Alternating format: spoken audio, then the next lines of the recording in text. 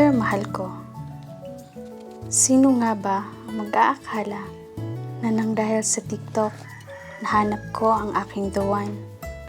Isang tao na muling magmamahal sa akin ng tunay, makakasama ko sa habang buhay. Ako po si Danica Christine Bayanay, tubong Mindanao po ako at nakapangasawa ng taga Legazpi nang dahil po sa TikTok.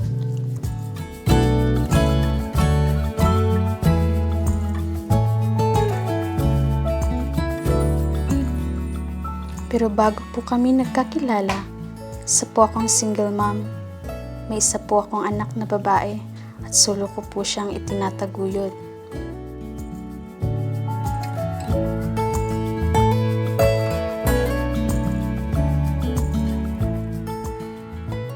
At hirap din sa buhay. Napilitan po akong lumipad ng Saudi Arabia noong 2019 para po magtrabaho at matustusan ang pangangailangan ng aking anak at suportahan po ang aking pamilya.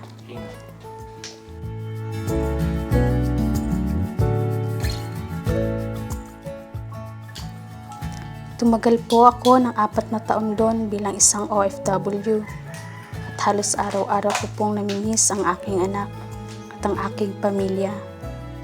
Ilang Pasko at New Year rin po ang lumipas na hindi ko sila nakasama. Malungkot po, pero kailangan ko po yung tiisin.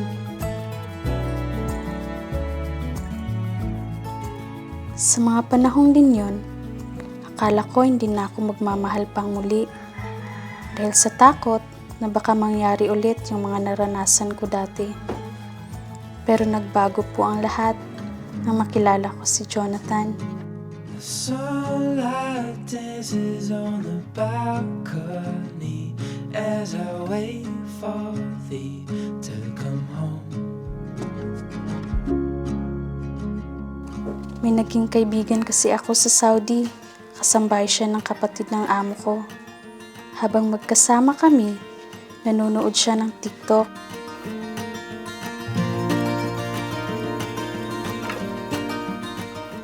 Friends pala sila sa TikTok. Ayun, sa una kong pagkakita sa kanya, napugyan ako ng sobra. Mula po noon, araw-araw na kaming magka-chat at magka-call. Nagsimula na rin siyang manligaw sa akin. At habang nanliligaw siya, sinabi niya na po sa akin, single din ako. May isa akong anak. PWD ako. Honestly, I never thought we'd meet and fall and land into this June. at malaki raw ang agwat ng edad naming dalawa. Kaya kahit isang buwan pa lang siyang nanliligaw sa akin, sinagot ko na po siya agad. Yes! You're all in over head and heart, but tell me who could have known? Sa mahigit 5 buwan naming magkarelasyon, naging long distance relationship ang aming setup. Kaya po nung may pagkakataon po akong magbakasyon sa Pilipinas, dumiretso po ako ng Legazpi para makasama si Jonathan.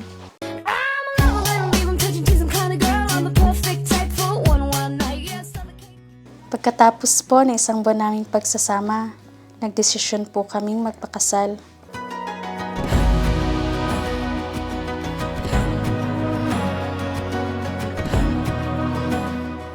Sa ngayon po, walang buwan na po ang baby namin at masaya po kaming namumuhay dito sa syudad ng Legazpi. Yan po ang aming kwento, Nagmamahal, Danica.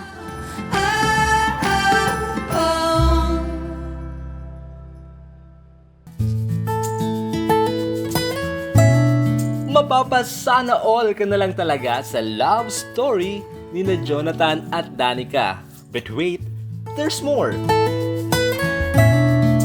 Matapos naming makapanayam ang mag-asawa sa aming programa, ora mismong makeover para kay Danica ang ginawa.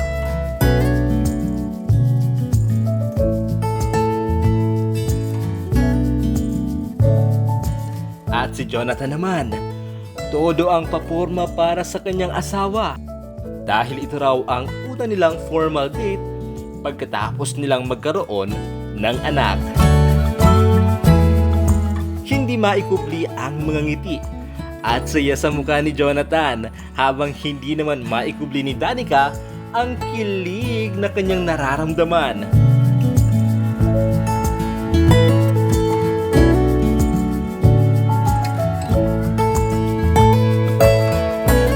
Sino nga ba kasi ang mag-aakala na ang dalawang pusong suwi ay pagtatagpuin ng TikTok?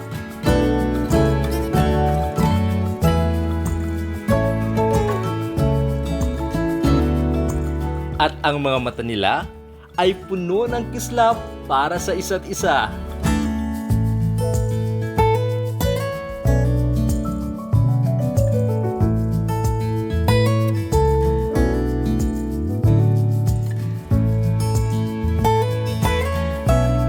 Makalipas lang ang ilang sandali, dumating na rin ang mag-asawa sa lugar kung saan sila magdi-date.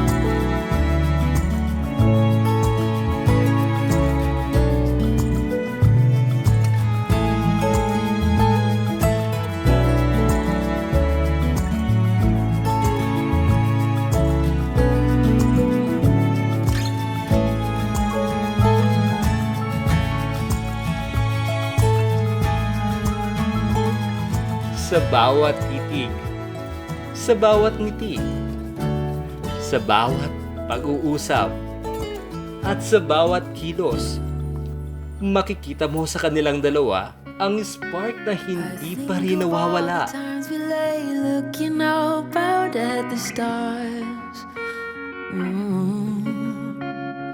Nervous of the way you make me feel. You're setting fire to my heart. Before you, oh, what was that? I don't recognize, now I'm looking back. How I adore you, it can't be matched, no. Ooh. All my love, I have only love for you. More than Mahal ko, kahit madalas mong tayo araw-araw kita, ikaw lang pipiliin. to this day, this life, this madness. You're the constant. Mahal ko, hindi ako magbabago sa iyo. Hanggang ngayon, magpakailan pa man, mamahalin kita habang ako'y nabinyag. We're all in over head and heart, but tell me who could have known? Oh,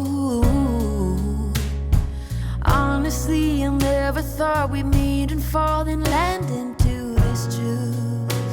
Oh, before you, oh, what was that? I don't recognize, now I'm looking back. How I adore you, it can't be matched, no. Ooh. Oh my love, Ilang ulit mang nabigo sa pag-ibig ang mga puso ni na Jonathan at Danica, hindi sila natakot na sumubok muli at bigyan ng pagkakataon ang isa't isa para maging masaya at magsimula muli. kind of love is right now. I really feel I am flying. Hindi hadlang ang distansya sa taong puno ng pagmamahal. And although you're so far, I really feel Hindi man naging madali ang kanilang pinagdaanan, mas pinili pa rin nilang makinig sa kanilang nararamdaman. to be looking at the stars from my balcony, wondering about Kung sawi man ngayon, malay mo, nasa online na pala ang iyong forever. looking at each other and know Dahil minsan, ang pag-ibig ay dumarating na lang ng hindi mo inaasahan. Tulad na lang ng love story ni Danica at Jonathan. you